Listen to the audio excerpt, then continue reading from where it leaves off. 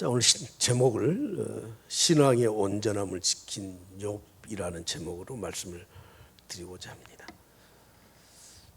사탄의 존재를 우리가 알고 신앙생활을 해야 됩니다. 사탄은 성도들에 대해서 참소하는 자, 고발하는 자라고 성경은 말씀을 하고 있습니다.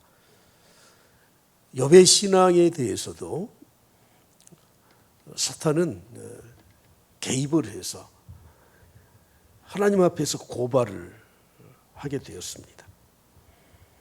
욥기 1장 9절 말씀을 보시면 사탄이 여호와께 대답하여 이르되 욥이 어찌 까닭 없이 여호와를 경외하리이까.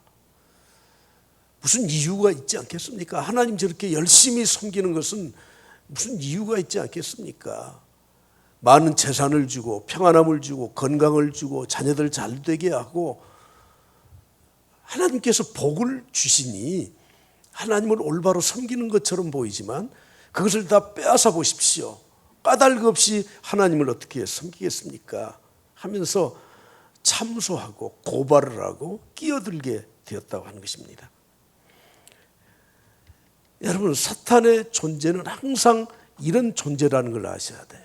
두루 다녀요. 베드로전서에 보게 되면 사탄 마귀는 우는 사자처럼 삼킬 자를 두루 찾고 있다고 말씀을 하고 있습니다.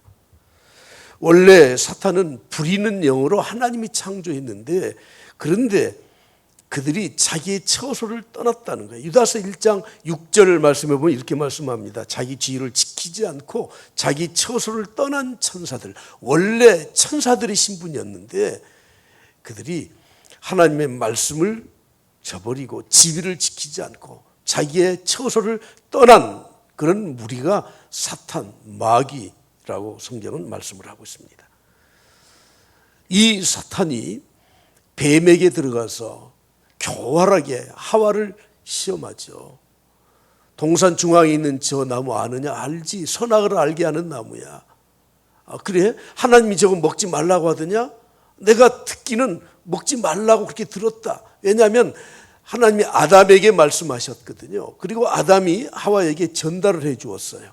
그래서 직접 들은 것이 아니라는 거예요. 내가 들은 것 같다. 그래서 나는 저 실과 보지도 않는다.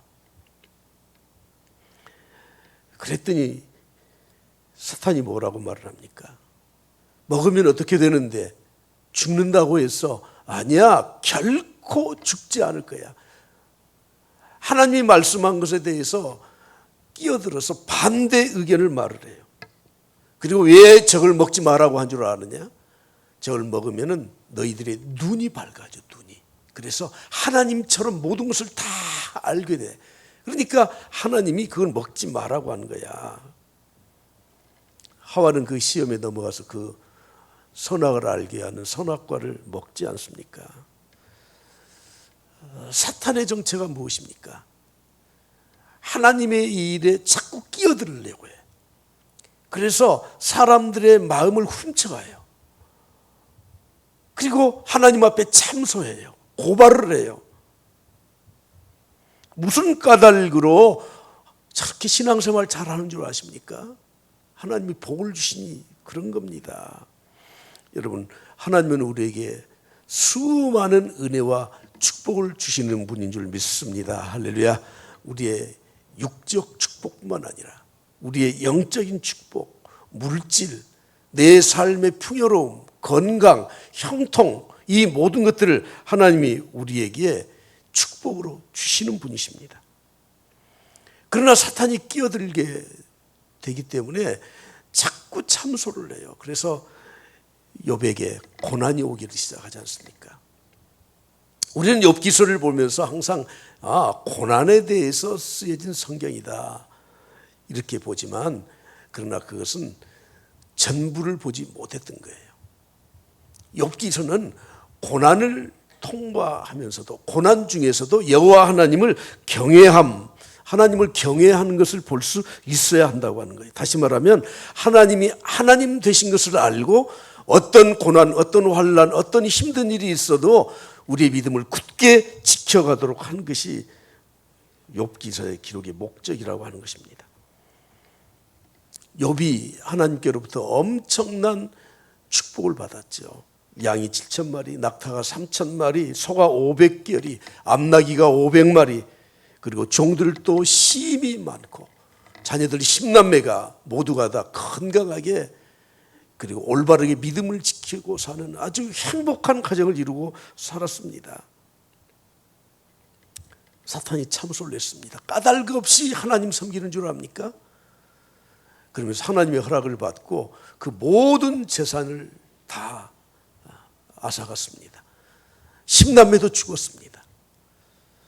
그때 욥이 뭐라고 고백을 하죠? 욥기 1장 21절에 말씀합니다. 내가 모태에서 알몸으로 나와 싸운즉 또한 알몸으로 그리로 돌아가올지라. 주신 이도 여호와시오 거둔 이시도 여호와이시니 여호와의 이름이 찬양성을 받을지어다 하고 그 모든 일에 다 같이 시작. 욥이 범죄하지 아니하고. 욥이 뭐 했어요?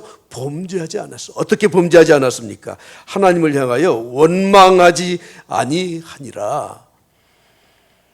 사탄의 이 시험의 1라운드는 사탄이 KO로 패했습니다. 1차전은 욥이 가졌던 소유물에 대해서 모든 것을 거두어가는 시험거리였었습니다.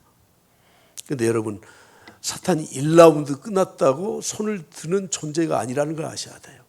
2라운드가 시작이 됐어요. 하나님이 사탄에게 묻습니다. 내 종 욥을 주의하여 보았느냐? 그와 같이 온전하고 정직하여 하나님을 경외하며 악에서 떠난 자가 세상에 없다. 네가 나를 충동하여 까닭 없이 그를 치게 하였어도 다 같이 시작. 그가 여전히 자기의 온전함을 굳게 지켰느니라. 할렐루야.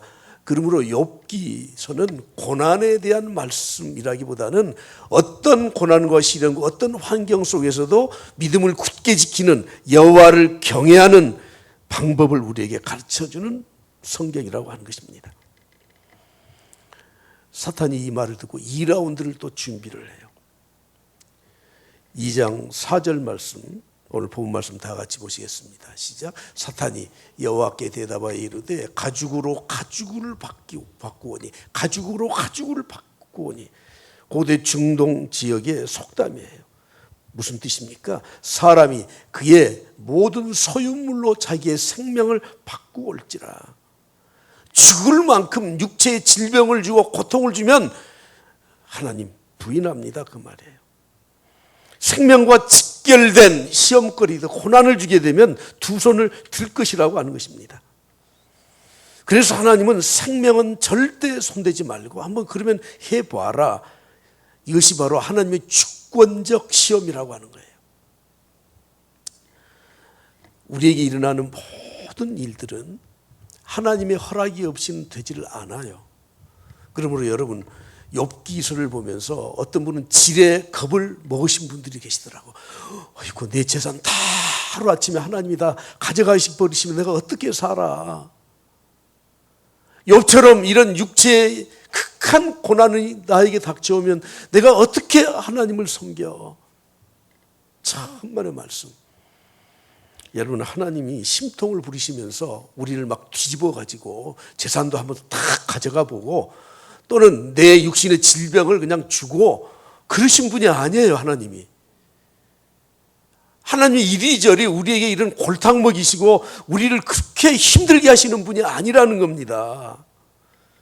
야고보서 1장 13절에 이렇게 말씀합니다. 사람이 시험을 받을 때 내가 하나님께 시험을 받는다 하지 말지니. 내가 어려움을 겪을 때 하나님이 나를 시험하셔. 하나님께서 나에게 이런 징벌을 주시고 이렇게 고통을 주시는 거야. 하나님이 주신 거야. 그렇게 생각하지 말라는 거예요. 하나님은 악에게 시험을 받지도 아니하시고 친히 아무도 시험하지 아니하신다고 말씀을 하고 있습니다. 하나님은 우리에게 복 주시기를 원하시는 분이에요. 야고보서 1장 5절 그 앞으로 가보면 너희 중에 누구든지 지혜가 부족하거든 모든 사람들에게 후히 주셔요. 그리고 꾸짖지 아니하셔요. 그 하나님께 구하라. 그리하면 주시리라고 말씀합니다. 하나님은 우리에게 각양 좋은 은사와 빛들의 선물을 주시는 분이십니다. 야고보서 1장 13절을 보면서 그러면 내가 고통을 받는 거 하나님이 나에게 그런 시험을 안 주신다고? 여러분, 그런 말씀이 아니라 하나님은 고의로 나를 골탕 먹이기 위해서, 힘들게 하기 위해서 그런 어려움과 시련을 내 앞에 갖다 놓으시는 분이 아니라 그 말이에요. 그러면 우리가 어려움을 당하는 이유가 무엇입니까? 14절에 이렇게 말씀합니다. 오직 각 사람이 시험을 받는 것은, 그 어려움을 받게 되는 것은 자기 욕심에 끌려서 미혹되었기 때문이라고 하는 겁니다. 내가 무력을 품고 과도하게 내가 이 무력 때문에 하나님 저버리고 세상 길로 가게 되면 사탄이 틈을 타서 나에게 그런 고통이 가중되도록 한 것일 뿐이라고 성경은 말씀을 하고 있습니다. 다시 말씀드리면 욥이 당한 이 고난을 누구든지 다 당할 것이다, 그런 마음 갖지 말라는 거예요. 어떻게 보면 욥이 이런 고난을 당했던 것을 성경으로 우리에게 주신 이유는 하나의 대표적인 샘플링이에요. 그런 고난이 혹시, 이유 모를 어떤 고난이 혹시 있을지라도 하나님 경외하는 것을 절대 잊지 말라 하는 것을 우리에게 가르쳐 주시기 위한 것이라는 것을 알고 하나님에 대해서 절대 오해함이 없기를 바랍니다. 할렐루야. 그러므로 시험을 하는 당사자는 지금 사탄 아닙니까? 그리고 내가 시험에 이끌려서 고난을 당하는 것은 내 정욕에 이끌려서 당하는 거예요. 욥처럼 이유를 모르고 당하는 고난이 있을 수 있지만, 그러므로 오늘 우리들이 삶의 어려운 일을 당했을 때 두 가지 질문에 대한 확신을 가져야 돼요. 첫째는 하나님을 잘 믿는 믿음을 가진 자들에게도 시험이 있다면 정말 하나님은 계시는가? 정말 하나님은 살아계신다면 하나님을 잘 믿는 사람들에게 왜 이런 시험을 주시는가 하는 질문에 대해서 확신을 가져요. 그래, 그럴지라도 하나님은 살아계신다. 할렐루야. 하나님은 살아계신다. 할렐루야. 나에게 이런 불행이 있고 어려움이 있어서 인생에 모순이 있는 것처럼 보임에도 불구하고, 그래, 하나님은 살아계셔 하는 확신이 있지 않으면 이런 시험을 이겨낼 수가 없는 겁니다. 프란시스 쇠퍼라고는 미국의 복음주의자요, 장로교 목사인 이 쇠퍼 목사님은 이렇게 말했습니다. 성경에 제일 되는 메시지가 있다. 가장 중요한 메시지가 있다.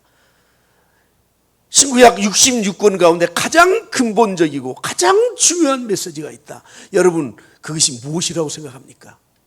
자, 안 시킬 테니까 속으로 대답해 봐요. 셰퍼 목사는 이렇게 말을 합니다. 하나님은 당신을 사랑하는 것, 그것이 제일 되는 메시지가 아니다. 저는 깜짝 놀랐어요. 이게 뭐야 도대체? 하나님이 우리를 사랑하는 것이 제일 되는 메시지가 아니라고? 이 사람이 정신이 있나 없나? 하나님은 그리스도를 통해서 당신을 구원하신 것도 그것이 성경의 제일 되는 메시지는 아니다. 더 이상하네? 쇠퍼 박사는 이렇게 말합니다. 성경의 제일 되는 메시지, 가장 중요한 메시지, 가장 근본적인 메시지는 하나님은 살아계신다는 것이다. 할렐루야. 여러분, 하나님이 살아계시지 않은데 우리를 어떻게 사랑합니까? 우리를 어떻게 구원을 해 주십니까? 그런 뜻이에요. 그러므로 우리가 인생을 살아가면서 어떤 시련이 있을지라도, 내가 이유 모를 어떤 고난이 있는 것처럼 느껴질지라도, 우리는 첫 번째 질문에 분명히 대답을 해야 돼. 하나님은 살아계셔. 아니, 조용히 말을 하면 아멘도 안 하시고요. 하나님은 살아계셔. 할렐루야. 어떤 어려움이 나에게 닥칠지라도 하나님은 지금 여기에, 과거에 살아계신 분이 아니고 미래에만 또 계실 분이 아니고 지금 여기에, here and now, 지금 이곳에 하나님은 살아계셔 하는 확신을 가져야 돼. 이 대답이 없으면 우리의 믿음을 지켜나갈 수가 없다고 하는 거예요. 욥기서는 이 심오한 메시지를 우리에게 주는 겁니다. 두 번째 질문이 있습니다.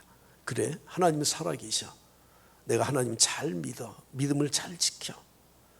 그런데 내 주위에서 일어나는 이런 부정적인 사건들, 어려운 것들, 이 시험거리들, 도대체 이게 뭐야?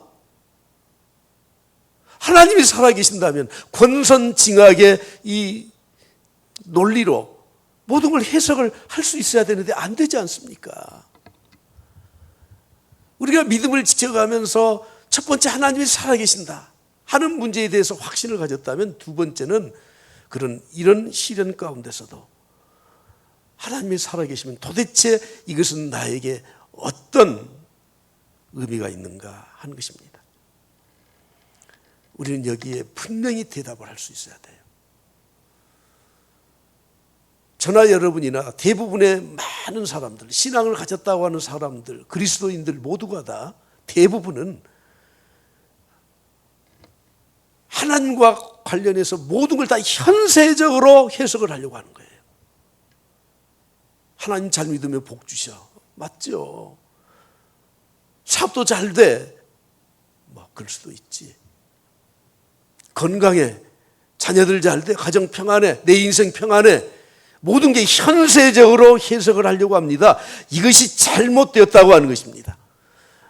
내가 하나님을 믿는 이유가 내 건강 때문에, 그리고 내 경제적인 문제 때문에, 내 명예 때문에, 내 인생에 앞으로 일어날 일 때문에 믿는 것이 아니라 하나님의 살아계심은 현세가 아닌 내세, 영원히 살아계신 그 하나님을 믿는 것이기 때문에 현세적으로 해석하지 말라는 거예요. 여러분들 주위에서 일어나는 많은 문제들을 전부 다 현세적으로 해석하게 되면요, 신앙생활 못해요. 다 꼬여요. 잘못 해석을 하는 겁니다. 히브리서 11장 6절을 말씀합니다. 믿음이 없이는 하나님을 기쁘시게 할 수 없다. 하나님께 나아가는 자는 반드시 꼭 그가 계신 것을 믿어야 할지니라. 할렐루야. 반드시 믿어야 돼. 그리고 자기를 찾는 자들에게는 상 주시는 이심을 믿어야 할지니라. 하나님의 상급이 현세만 있습니까?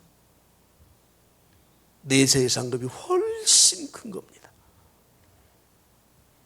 하나님은 영원하신 분이십니다. 욥기를 통해서 인간의 고난의 문제에만 집중해서 현세에만 집중하지 마시고, 이런 고난, 어떤 환경 속에서도 하나님을 경외하는, 하나님을 쳐다보는 믿음을 소유해야 돼요. 첫 번째 대답 무엇이라고요? 하나님은 살아계신다. 할렐루야. 두 번째, 현세에 대한 해석을 어디에다 두고 해석하라고요? 하나님 나라에 대해서. 그래서 이 땅에서 주를 위하여 핍박을 받는 자는 복이 있나니 하늘의 상이 큼이라. 욥이 당한 고난, 육신의 이 질병, 이 고통이 어떤 것이었는가? 욥기 2장 7절 8절에 보면 사탄이 여호와 앞에서 물러가서 욥을 쳐서 그 발바닥에서 정수리까지 종기가 나게 한지라. 욥이 재 가운데 앉아서 질그릇 조각을 가져다가 몸을 긁고 있었어요. 극한 피부병 때문에. 여러분, 피부병을 과소평가해서는 안 돼요. 내 안에 오장육부의 장기, 이 안에서 일어나는 것들이 참다 못해서 피부로 드러나는 겁니다. 특히 중동 이 고대 사회에서 피부병은 엄청난 질병입니다. 학자들은 말하기를 이게 나병의 일종이었을 것이다. 아니면 이건 백혈병과 유사한 어떤 특징을 갖고 있는 병이다. 잘 몰라요. 아무튼 몸을 주체할 수 없는 정도로 고통스러워요. 욥기 3장 24절에 보면 음식 앞에서도 탄식이 나온대요. 먹을 수가 없어, 먹을 수가. 욥기 7장 4절 5절에 보면 누울 때면 말하기를 내가 언제 일어날까? 밤에 잠을 잘 수가 없어. 한국 사람들은 이걸 깨달은 것 같아. 그래서 전에도 말씀드렸지만 사람들에게 그렇게 말을 하더라. 야, 그렇게 해놓고 밥이 목구멍으로 넘어가냐? 그 정도 성적 빠져놓고 너 밤에 잠이 오냐? 자꾸 먹을 것과 잠자는 것을 가지고 시비를 거는데, 여러분, 인간의 가장 기본적인 욕구가 먹는 것과 휴식, 잠자는 겁니다. 근데 이 두 가지를 할 수가 없는 거예요. 너무너무 이 몸에 고통이 와서 도저히 이걸 할 수가 없어. 이걸 할 수가 없어. 우리 교회에서 오랫동안 신앙생활 하신 분들은 뭐 저를 좀 알잖아요. 제가 야구르트 그 아주머니들이 그 메고 다니는 통을 내가 왼쪽에도 하나 한번 제가 가지고 있었고요. 지난번에 전남대학병원 정형외과니까 10몇 년 전에 했던 기록이 있더라고요. 어깨가 너무 아파. 뭐 50견이라고 해. 제 아버지 친구 정형외과 원장님이 그래도 광주에서 이름이 있으신 분인데 가니까 아이고 그 수술하지 마시고요. 우리 병원에 와서 물리치료 받고 운동하시면 회복됩니다. 그 말만 믿고 계속 운동을 했더니 이 힘줄이 다 떨어져 버렸어요. 오른쪽도 하나요. 그래서 왼쪽에 요구르트 가방 메고 설교했고요. 오른쪽에도 메고 가방 메고 설교를 했어. 근데 정형외과 의사들이 딱 한마디 하더라고요. 너무 아파서 잠을 잘 수 없을 정도 같으면 빨리 수술을 해야 된대요. 저는 그때 깨달았어요. 내가 정신적인 고통이 있거나 삶에 곤고한 것이 있거나 육체에 통증이 있어서 잠을 못 자는 건 이건 엄청난 고통이다. 욥이 겪는 이 고난은 우리가 단순히 피부병으로 생각하시면 안 돼. 먹을 수도 없고 잠잘 수도 없고 너무너무 힘들고 고통스러워요. 욥기 30장 30절 말씀에 보면 나를 덮고 있는 피부는 검어져서 피부가 검어졌다는 거야. 완전히 피부가 색깔이 함께 타버렸어. 지난 주간에 우리 교회에 나오시다가 한 10여 년 가까이 안 나오신 분이 계신데 돌아가셨어요. 근데 그분 아들이 얼마 전에 그러더라고. 우리 어머니가 황달이 와버렸다고. 모든 장기, 간 기능이, 췌장이 전부 기능을 잃고 황달이 왔대요. 여러분 보신 분은 혹시 아실지 모르지만 간 기능이 쇠약해서 황달이 온다면 뭐가 오죠? 흑달이 와요. 흑달이 시커매져요. 얼마 있다 바로 돌아가셨어요. 내 뼈는 열기로 말미암아 탔구나. 뼈가 탄 이런 고통이 있었습니다.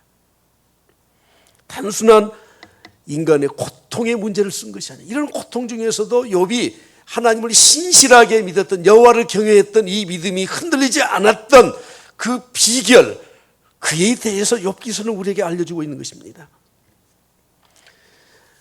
사탄이 이런 시험을 했던 목적이 분명히 있습니다. 첫 번째 시험을 했을 때 1장 11절에 이렇게 말씀합니다. 이제 주의 손을 펴서 그의 소유물을 치소서. 그래 양 7,000마리 다 가져가 보십시오. 자녀들 다 가져가 보십시오. 그리하시면 다 같이 시작. 틀림없이 다 같이 시작. 틀림없이 주를 향하여 욕하지 않겠나이까. 하나님 욕할 것입니다. 2라운드의 시험, 그의 생명을 바꿀 만큼 가죽을 바꿀 만큼 고통을 한번 줘보십시오. 2장 5절 뭐라고 말씀합니까? 그리하시면 틀림없이 주를 향하여 욕하지 않겠나이까. 하나님을 욕할 것이라는 거예요. 욕할 것이라는 거예요. 욥의 아내도 똑같은 말을 해요. 이런 광경을 보고 욥의 아내가 마음이 상했겠죠. 2장 9절에 뭐라고 말씀합니까?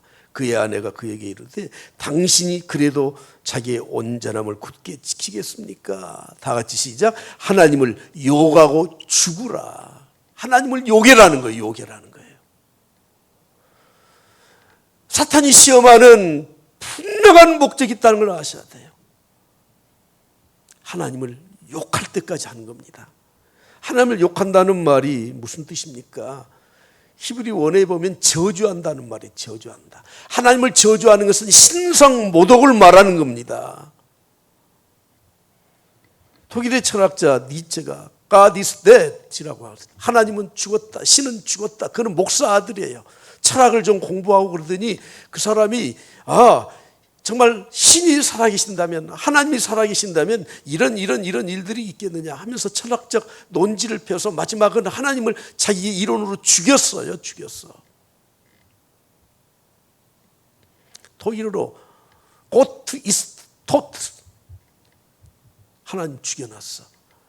그랬더니 뉴욕의 어느 지하철 그 벽면에다가 누가 그렇게 썼대요. 니체 is dead.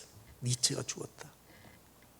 여러분, 우리가 하나님을 모독하고 사신신학, 사신철학, 하나님이 죽었다고 해서 하나님이 죽으시는 분이십니까? 사람들이 마지막에 가게 되면 하나님을 욕하더라고요. 하나님 없다고 하더라고요. 하나님 죽었다고 하더라고요. 하나님이 살아계시면 이럴 수 있냐고 하더라고요.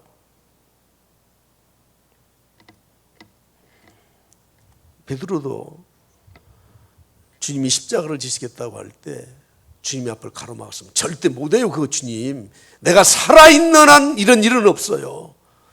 주님이 단번에 이렇게 말씀, 사탄아 내 뒤로 물러가라. 너는 나를 넘어지게 하는 자로다.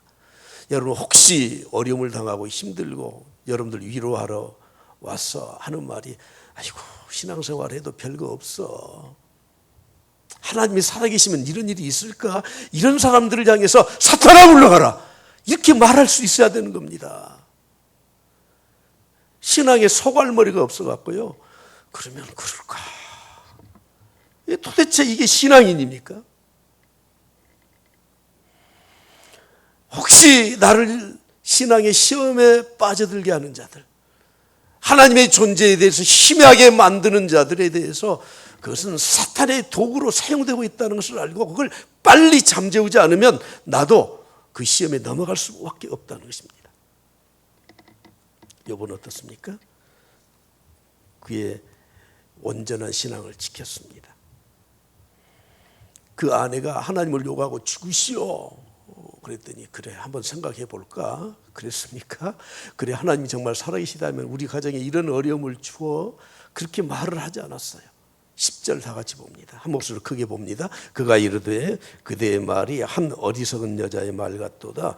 우리가 하나님께 복을 받았은즉 화도 받지 아니하겠느냐 하고 이 모든 일에 욥이 입술로 범죄하지 아니하니라. 아멘. 욥은 이런 상황 가운데서도 침착하게 변치 않는 믿음을 가지고 자기 자신을 딱 지켜내고 있다고 하는 거예요. 성경 원문에 보면 자기 아내에게 했던 이 말을 존대어를 쓰고 있어요. 존대어를. 여러분, 사람들이 말 같지도 않은 말을 하게 되면 사람들이 말이 거칠어져요. 우리 전라도 분들은 뭐라고 말하죠? 쌀데기 없는 소리.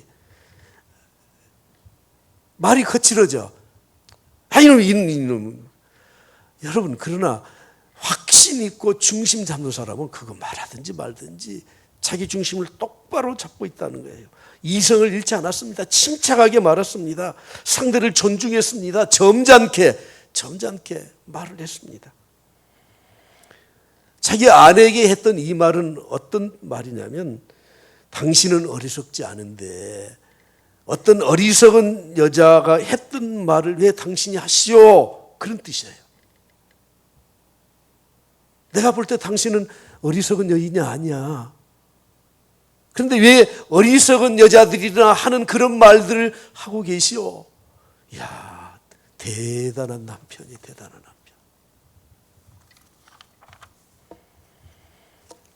다시 말하면 욥은 이런 환난, 고통, 힘든 상황, 주위의 아내까지 자기를 설득시키려고 할 때 그의 초점을 하나님을 딱 바라보면서 크기만 바라봤어. 크기만. 환경에 좌우되지 않았어요. 여러분, 하나님을 믿는다는 건, 신앙생활을 하는 것은 이 세상을 살아가면서 우리의 시선을 하나님께 고정하는 겁니다. 주위의 환경에 두리번거리는 게 아닙니다. 다른 곳에 시선을 두지 않는 겁니다. 사람을 보며 세상을 볼 땐 만족감이 없었네. 나의 하나님 그분을 뵐 땐 나는 만족하였네. 저는 맨 마지막 부분에 찬송을 부르면서 내 마음을 딱 다잡아요. 동남풍아 불어라. 여러분, 동남풍이 뭡니까? 훈훈한 바람, 인생이 잘 되는 것, 괜찮은 거예요. 서북풍아 불어라. 서북풍이 뭡니까? 인생의 이 휘몰아치는 찬바람, 고통, 시련이에요. 다 같이 불러보시죠. 동남풍아 불어라, 서북풍아 불어라. 가시밭에 백합화 예수 향기 날리니 할렐루야 아멘. 가시밭에 백합화 예수 향기 날리니 할렐루야 아멘. 할렐루야. 여러분, 인생을 살다 보면 지혜 있는 사람은 그래, 동남풍도 있고 서북풍도 있고 힘든 일도 있고 과거보다 더한 일도 있고, 그러나 신앙을 가진 사람은 하나님 바라보면서 그래, 불어봐 백합화 향기만 날릴 거야. 욥기를 통해서 우리는 이걸 배우는 겁니다. 제가 찬송했으니까 우리 다 같이 한번 다 같이 하시죠. 어두운 밤에, 캄캄한 밤에 새벽을 찾아 떠난다. 여러분, 인생은 그런 거예요. 캄캄한 밤이에요. 새벽을 찾아 떠나요. 종이 울리고 닭이 울고, 그리고 새벽이 왔는데도 여전히 인생은 캄캄한 밤이에요. 그때 주님이 만나주셔. 오늘 우리 함께 이 찬송 부르고 마치려고 합니다.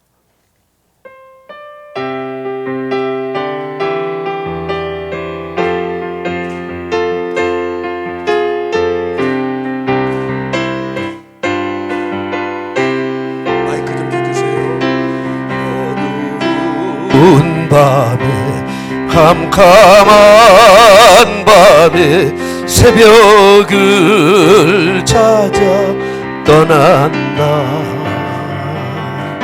종이 울리고 닭이 울어도 내 눈에는 오직 밤이었어. 우리가 처음 만난 그때, 처음 만난 그때는 차가운 새벽이었소. 주님 마음속에 여명이 있음을 나는 느낄 수가 있었어. 할렐루야. 오 주여, 오 주여.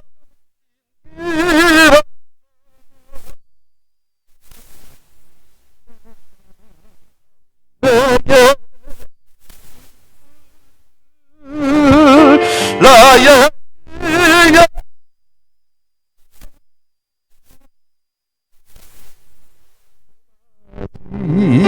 함께. 오 주여, 오 주여.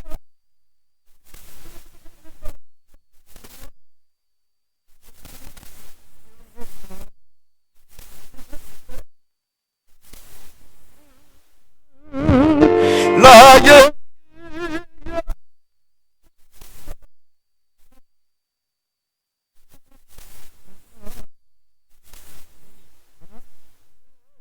하소서. 할렐루야. 신앙은 어떤 환경 속에서도 하나님만 바라보는 겁니다. 하나님이 무엇입니까? 나를 바라보게 하는 게 아니에요. 하나님 바라보게 하는 거예요. 설교가 무엇입니까? 설교자의 말을 하는 게 아니에요. 하나님의 말씀을 전해서 사람들이 세상을 보고 실망하고 사람을 보고 고통받는 것을 고개를 들게 해서 하나님 바라보게 하는 게 설교입니다. 교회에 섬기는 것이 뭡니까? 내가 잘했어, 나 괜찮지, 그거 자랑하는 게 아닙니다. 예수 그리스도의 사랑의 손길로 섬기면서 하나님의 손길을 경험하게 하고 하나님 바라보게 하는 것입니다. 오늘 우리 모두가 신앙생활을 하나님 바라보면서 합시다. 할렐루야. 하나님 바라보는데 좀 웃어보시죠. 하나님 바라보면서 믿음으로 승리하는 한 주 되기를 바랍니다.